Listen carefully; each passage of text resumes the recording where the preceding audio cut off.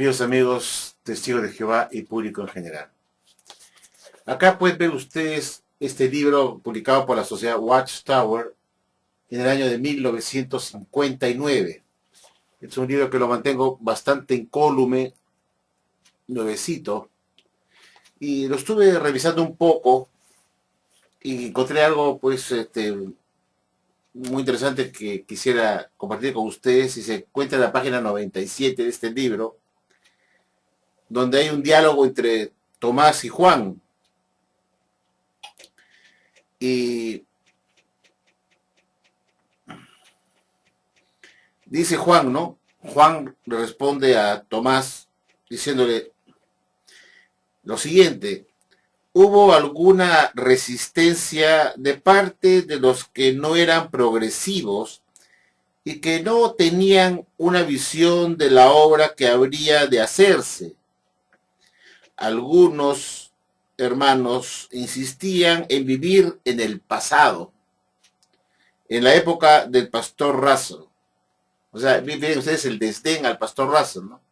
Que pensar en Russell y sus enseñanzas era vivir en el pasado, ser retrógrada.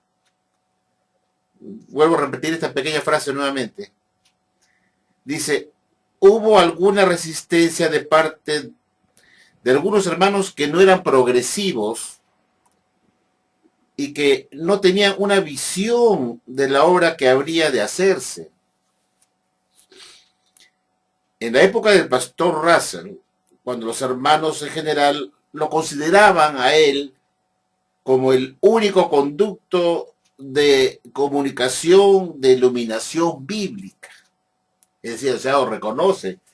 que los estudiantes de la Biblia consideran al pastor Russell como ese escape discreto, como ese único canal de comunicación que tenía Jehová Dios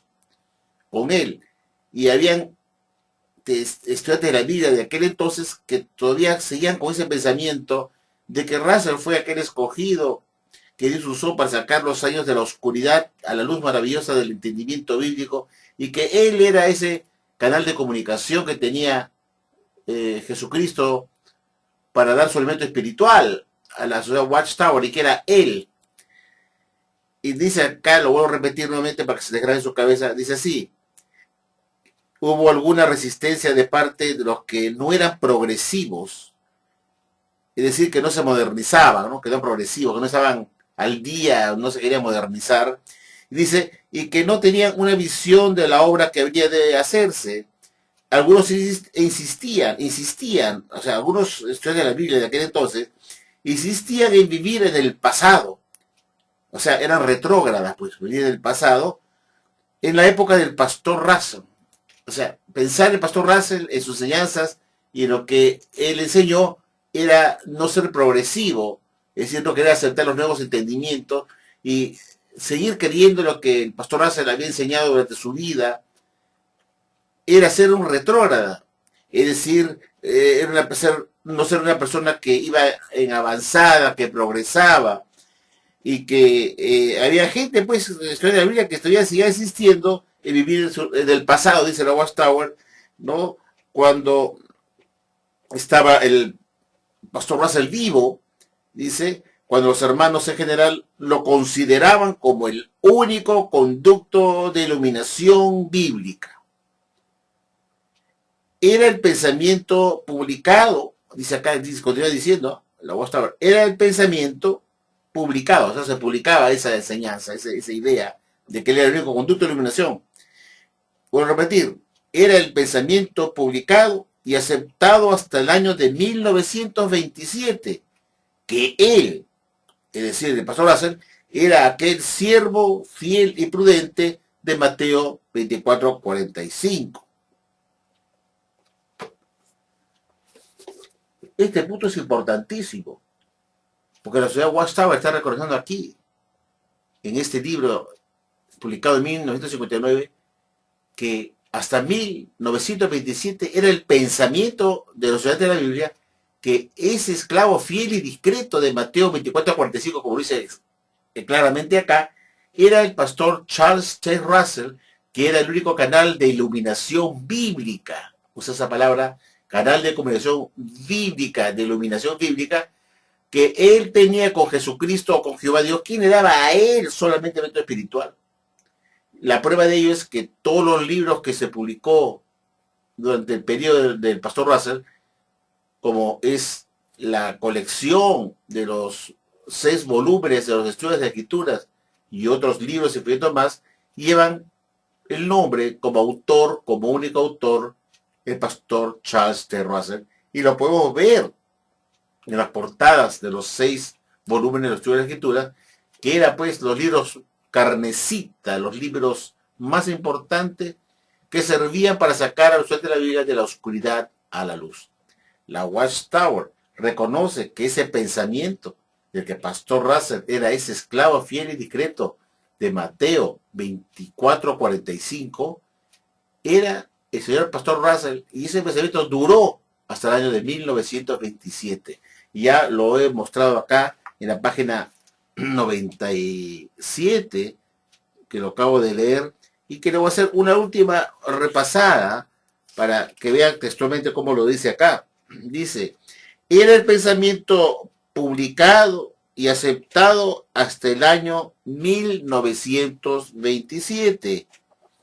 que el pastor Russell era aquel siervo fiel y prudente de Mateo 24:45.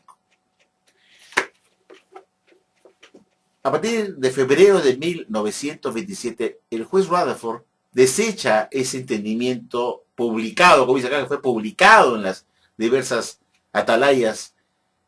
que se imprimieron durante la vida del pastor Russell, donde decía que él era pues ese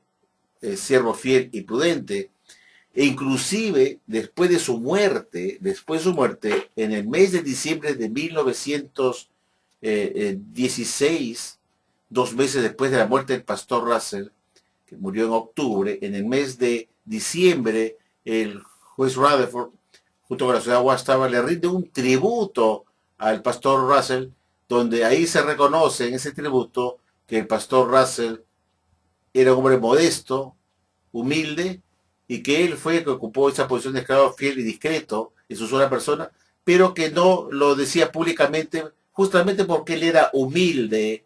dócil, modesto, y no quería reconocerlo públicamente, porque no era necesario, puesto que ya todos sus seguidores sabían que él era el único iluminado, el único que estaba en comunicación con Dios o con Jesucristo para recibir el alimento espiritual para dar a los domésticos. No tenía que decirlo ni recordárselo a sus seguidores, puesto que él ya sabía muy bien cómo pensaban sus más cercanos colaboradores, que él era pues ese siervo prudente. En el año 1927, en el mes de febrero, el señor Rutherford, en la fecha del 15 de febrero de 1927, publica una atalaya donde en la página 54 comienza a explicar que el esclavo fiel y discreto ya no podía ser solamente una sola persona, sino que tenía que ser todo el cuerpo de Cristo ungido, el cuerpo de Cristo ungido, que formaba parte de los 144.000 que irían al cielo, que estaban ungidos con el Espíritu Santo, que eran todos ellos el esclavo fiel y discreto, y no solamente una sola persona. Y así acabó en 1927 la idea que se tenía hasta entonces de que el único esclavo fiel y discreto era el pastor Russell. Y lo dice que este libro, Los Testigos de Jehová en el propósito divino, en la página 97, que invito a todos los testigos de Jehová que lo lean, donde se presenta un diálogo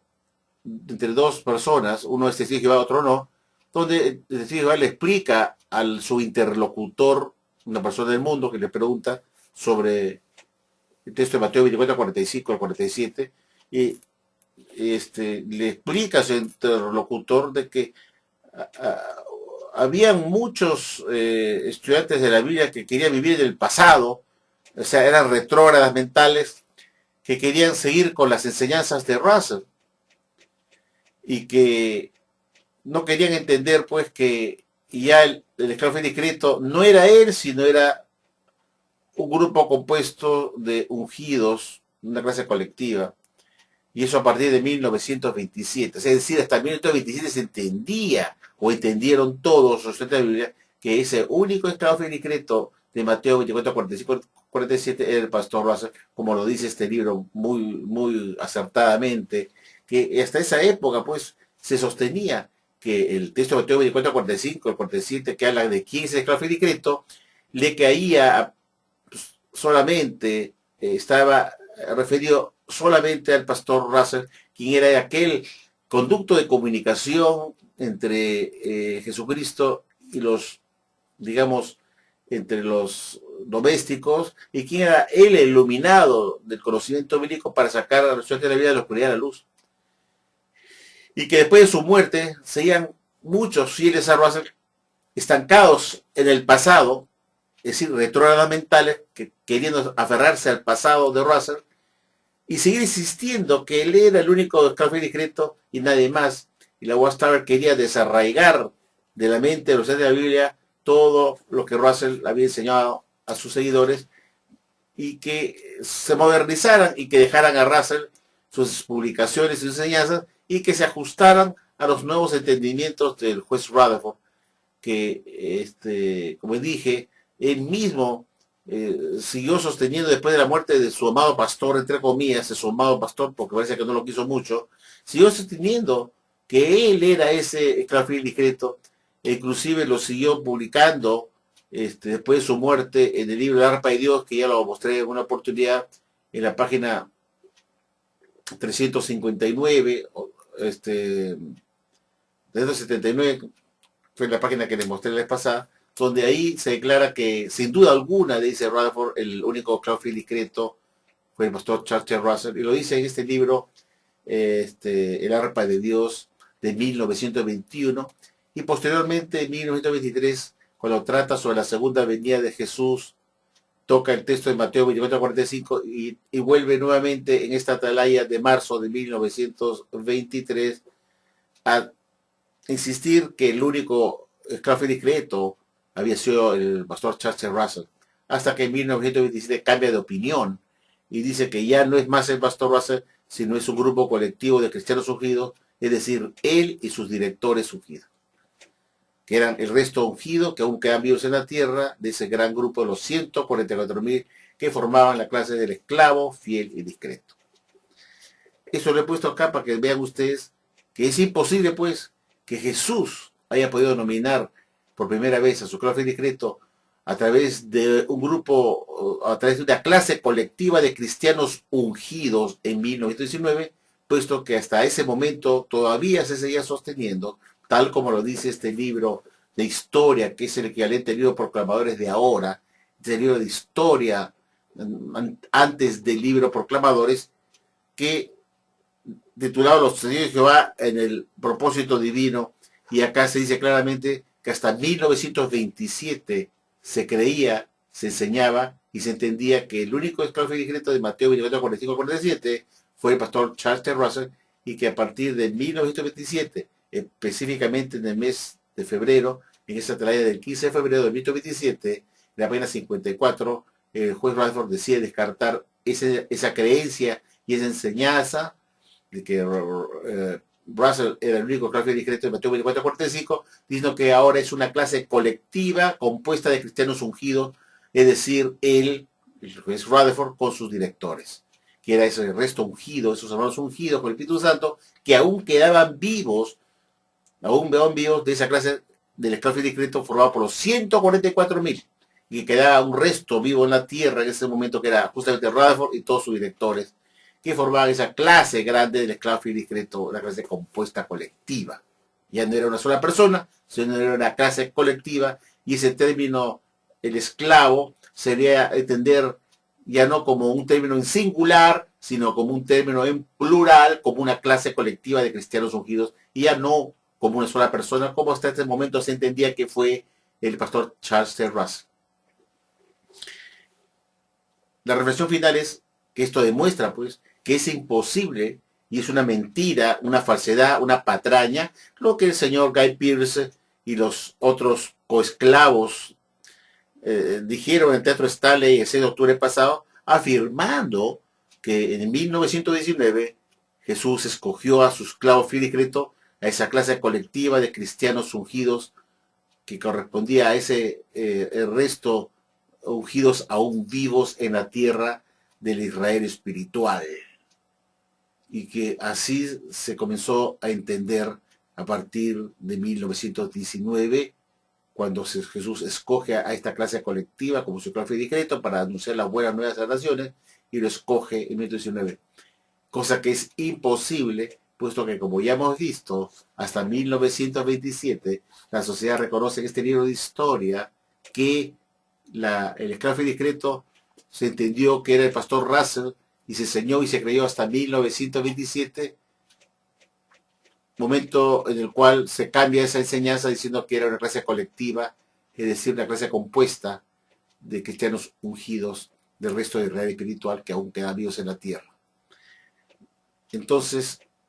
es una mentira, como dije, que el esclavo fue nominado en 1919 como una clase colectiva para dar elementos espirituales domésticos a partir de 1919, puesto que hasta 1927 aún se creía que el único esclavo discreto fue el pastor Charles T. Russell, y lo dice este libro, Los de Jehová del Propósito Divino, este libro de historia de 1959, donde la Watchtower explica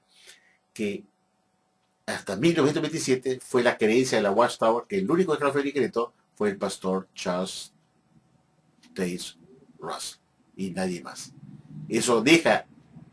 que sea imposible que Jesús haya escogido un esclavo compuesto colectivo de resto ungido, de rey espiritual, para que sea ese esclavo discreto, porque hasta ese momento, en 1919, aún se creía que el único que cumplió esa profecía del texto de Mateo 28:45 fue el pastor Charles T. Russell y nadie más. Eso demuestra que esta organización es falsa, mentirosa y engañadora, y ante esto nadie me puede rebatir, nadie me puede cuestionar, porque yo muestro las pruebas, está en este libro, los invito a que lo lean en la página 97, donde se ve este diálogo que les acabo de leer de dos personas, y demuestra pues que esta sociedad Watchtower,